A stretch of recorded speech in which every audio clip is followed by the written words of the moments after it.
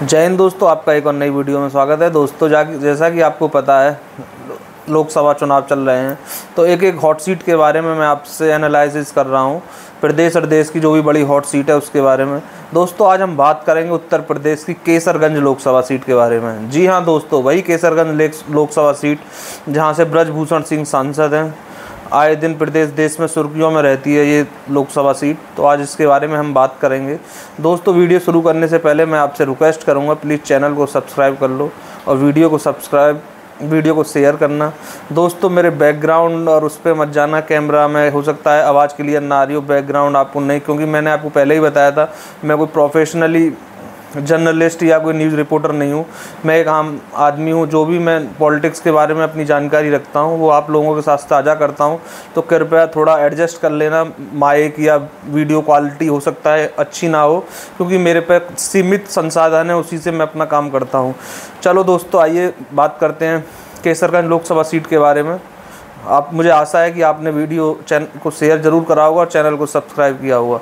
दोस्तों केसरगंज लोकसभा सीट के बारे में बात करूं तो ये 5 विधानसभा से मिलकर बनती है केसरगंज लोकसभा सीट। 3 गोंडा की विधानसभा हैं, 2 बहराइच की हैं।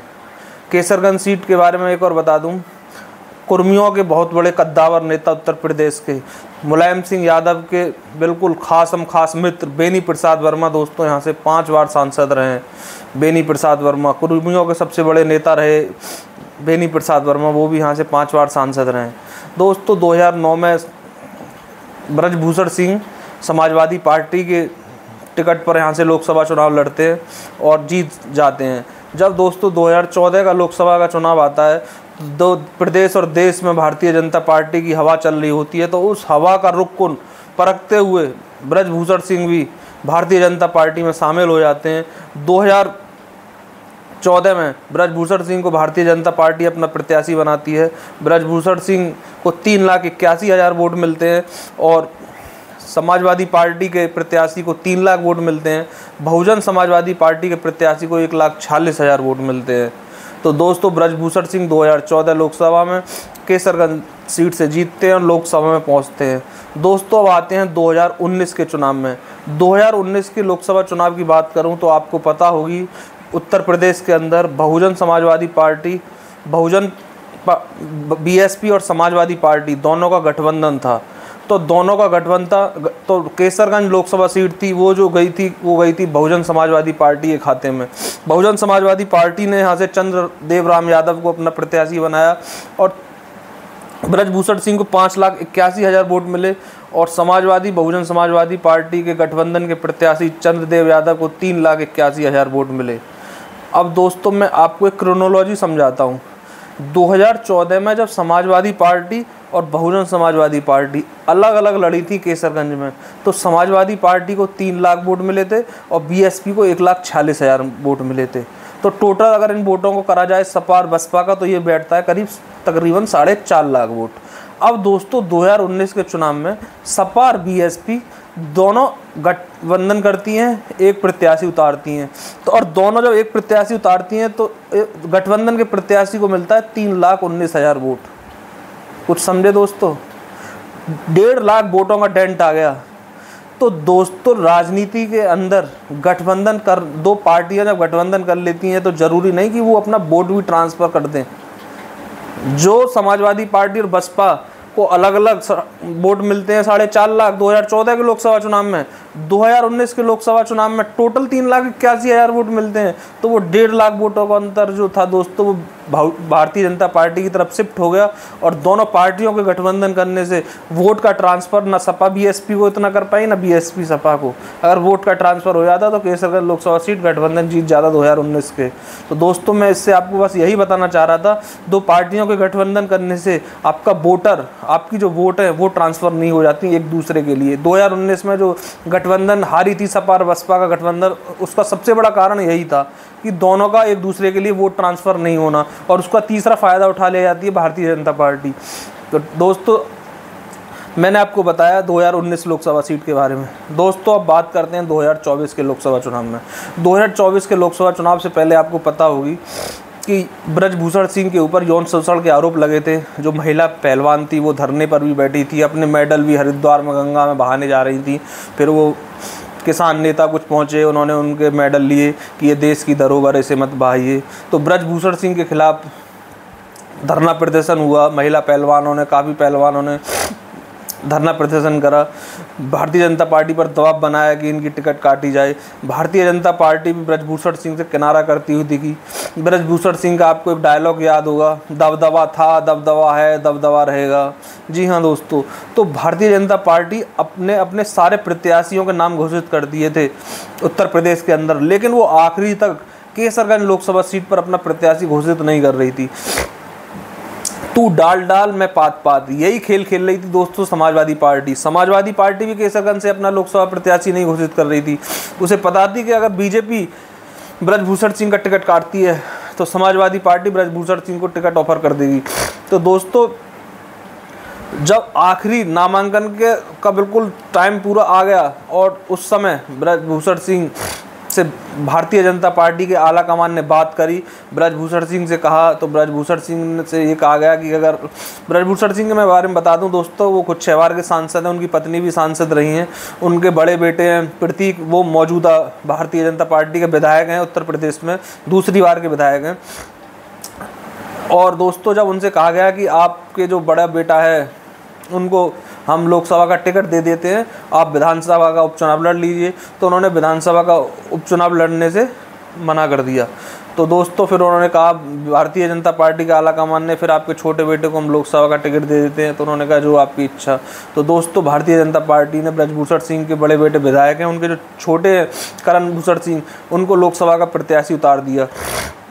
अब मैं आपको बताता हूं दोस्तों, खुद ब्रजभूषण सिंह सांसद, उनकी पत्नी सांसद रहीं, उनके बड़े बेटे विधायक रहे, अब उनके छोटे बेटे को लोकसभा का प्रत्याशी बना दिया। तो दोस्तों क्या इससे भारतीय जनता पार्टी के अंदर परिवारवाद नहीं दिखता? दोस्तों मैं आपको राजनीति की कटु सत्य बता दूं, राजनीति के अंदर परिवारवाद हर पार्टी के अंदर है। कोई पार्टी इससे धुली हुई नहीं है कि कहे कि मेरे अंदर परिवारवाद नहीं है या उस पर ज़्यादा परिवारवाद है। परिवारवाद हर पार्टी के अंदर है। इसलिए मैं कहना चाहूँगा कि कोई भी राजनीतिक पार्टी परिवारवाद पर अपनी टिप्पणी देने से पहले बचना चाहिए। ठीक है दोस्तों, अब आते हैं 2024 लोकसभा चुनाव के बारे में। 2024 में भारतीय जनता पार्टी ने ब्रजभूषण सिंह के बेटे को टिकट दे दिया। ब्रजभूषण सिंह के बारे में आपको और मैं बता दूं, जब अयोध्या में मस्जिद का विध्वंस हुआ था तो उसमें भी इनकी गिरफ्तारी हुई थी। बाकी एक डी कंपनी के शूटर्स को इन्हें शरण देने के आरोप में इन पर एक बार टाटा का में भी वो गिरफ्तार हुए थे, लेकिन बाद में वो बरी हो गए थे। तो ब्रजभूषण सिंह काफ़ी उनका नाम है, कई उनके जो बाहुबल कह लीजिए, किसी तरह से कह लीजिए, ब्रजभूषण सिंह आए ना आए दिन अपनी सुर्खियों में रहते हैं। दोस्तों एक और मैं बता दूं कि ब्रजभूषण सिंह का आपने कभी इंटरव्यू देखा होगा, उन्होंने कहा था कि मैं नरेंद्र मोदी को अपना नेता मानता हूं, योगी जी को अपना नेता नहीं मानता। तो दोस्तों टीवी अखबारों में आए दिन ये आती रहती है कि ब्रजभूषण सिंह के योगी जी से संबंध अच्छे नहीं हैं, लेकिन दोस्तों मैं आपको बता दूं केसरगंज लोकसभा सीट में ब्राह्मण सबसे बाहुबल है, ब्राह्मण मतदाता, उसके बाद क्षत्रिय मतदाता, मुस्लिम मतदाता, वहाँ पर यादव मतदाता। तो दोस्तों के ब्रजभूषण सिंह जानते हैं कि अगर मैं योगी जी के बिल्डोजर, जो उनकी बिल्डोजर नीति है, उसके खिलाफ ब्रजभूषण सिंह आए दिन बोलते हैं। उसके कारण ये है कि वो जानते हैं कि जो केसरगंज का मुस्लिम मतदाता है उसको वो बनाए रखना चाहते हैं। क्योंकि वो जानते हैं कि अगर समाजवादी पार्टी ने ब्राह्मण प्रत्याशी उतार दिया, मोमडन उनका core vote bank Samajwadi party का, यादव उनका कोर वोट बैंक, तो ब्राह्मण, यादव और मुस्लिम बनकर एक बहुत बड़ी टक्कर ब्रजभूषण सिंह को केसरगंज लोकसभा में दे सकते हैं। इसलिए ब्रजभूषण सिंह हमेशा बुलडोजर नीति का विरोध करते हैं। उससे क्या है, उनका जो केसरगंज लोकसभा का जो मुस्लिम मतदाता है उसके अंदर उनके एक अच्छे संबंध बने रहते हैं और एक वोट बैंक भी बना रहता है। ब्रजभूषण सिंह को दोस्तों मैं बता दूं, क्षत्रिय मतदाताओं से ही वो खाली लोकसभा नहीं जीतते आए थे, उनको हर बिरादरी का वोट मिलता है। अब मैं आपको यही अंदाज़ा बता दूं कि 50 से अधिक डिग्री कॉलेज केसरगंज लोकसभा के अंदर ब्रजभूषण सिंह के अंदर हैं के कॉलेज हैं। अगर एक कॉलेज में 1000 से 1500 बच्चे का भी आइडिया लगा लो तो आप 70 से 80 हज़ार तो बच्चे उनके कॉलेजों में पढ़ते हैं। तो जो ब्रजभूषण सिंह बुलडोजर नीति का विरोध करते हैं उसका एक सबसे बड़ा कारण है कि मुस्लिम मतदाताओं को अपना रिझाना चाहते हैं केसरगंज के जो उनके करीब रहे और रहते भी हैं मुस्लिम, काफ़ी मुस्लिम उनके केसरगंज लोकसभा में बीजेपी को वोट देता है, ब्रजभूषण सिंह को, वो उनका अपना पर्सनल वोट बैंक है। तो आप इस बात से ये मत आइडिया लगाया करिए कि वो योगी जी के खिलाफ हैं। उनका बुलडोजर नीति के खिलाफ बोलना एक तरह से केसरगंज लोकसभा सीट के जो मतदाता हैं उनको रिझाने के लिए भी हो सकता है। तो दोस्तों, उनके बेटे इस बार 2024 के चुनाव में हैं। समाजवादी पार्टी की बात करें तो उन्होंने भी ब्राह्मण प्रत्याशी को उतारा है, भगत राम मिश्रा, जो कि पूर्व श्रावस्ती के पूर्व जो लोकसभा सांसद थे भारतीय जनता पार्टी के, दद्दन मिश्रा उनके छोटे भाई हैं। और बहुजन समाजवादी पार्टी ने भी यहाँ से ब्राह्मण प्रत्याशी नरेंद्र पांडे को उतारा है। तो ब्राह्मण मतदाता केसरगंज लोकसभा में सबसे ज़्यादा है। बीएसपी ने समाजवादी पार्टी का खेल बिगाड़ दिया, वोट बैंक में डेंट करने के लिए ब्राह्मण प्रत्याशी उतार दिया नरेंद्र पांडे। इसी वजह से दोस्तों समाजवादी पार्टी और कांग्रेस कह रही है कि बीजेपी की बी टीम है बीएसपी। ब्राह्मण मतों में डेंट लग गया। अब देखते हैं इस लोकसभा में 4 जून को जब नतीजे आएंगे। लेकिन मैं आपको बता दूं, जो मेरा जो भी जानकारी है उसके हिसाब से, मैं कोई ज्योतिष नहीं, केसरगंज लोकसभा सीट ब्रजभूषण सिंह के बेटे करण भूषण सिंह आराम से आसानी से निकाल लेंगे। वो लोकसभा सीट ब्रजभूषण सिंह के खाते में चली जाएगी दोस्तों। और बाकी कुछ लोग कह रहे थे कि भारतीय जनता पार्टी ने ब्रजभूषण सिंह का टिकट काट के उनको नीचा दिखाया, लेकिन ऐसा कुछ नहीं है। पिता को सबसे बड़ी खुशी होती है कि उनके जीते जी उनका एक बेटा विधायक बन गया, अब एक सांसद, भावी सांसद हो सकता है, तो उससे बड़ी खुशी की बात क्या है। अब दोस्तों, मैं एक चीज़ और कहना चाहूँगा यहाँ पर, लोकदल और भारतीय जनता पार्टी का गठबंधन है। अभी केसरगंज में चुनाव हुआ, उससे पहले जो भी प्रचार हुआ, लोकदल के राष्ट्रीय अध्यक्ष जयंत चौधरी वहाँ नहीं गए, क्योंकि कहा जाता है कि जब महिला पहलवान धरने पर बैठी थी तो उस समय गठबंधन नहीं था जयंत चौधरी का, तो जयंत चौधरियों ने भी समर्थन दिया था महिला पहलवानों के लिए। तो दोस्तों, राजनीति यही है। वही जयंत चौधरी उस समय केसरगंज के सांसद ब्रजभूषण सिंह के खिलाफ थे, आज वही जयंत चौधरी उन्हीं की पार्टी के साथ गठबंधन में है। तो दोस्तों, राजनीति समय के साथ होती है। राजनीति में मुद्दे अहम नहीं होते, राजनीति में समय अहम होता है। दोस्तों, आपको वीडियो कैसी लगी कृपया कमेंट करके ज़रूर बताना। दोस्तों, आप प्लीज़ मुझे थोड़ा प्यार दीजिए, सपोर्ट करिए, चैनल को सब्सक्राइब करिए, शेयर करिए। और दोस्तों, थोड़ा आवाज़ और बैकग्राउंड में अगर आपको दिक्कत लगी होगी उसके लिए मैं माफ़ी चाहता हूँ। मैं आपको पहले ही बता देता हूँ, मैं कोई प्रोफेशनल रिपोर्टर नहीं हूँ।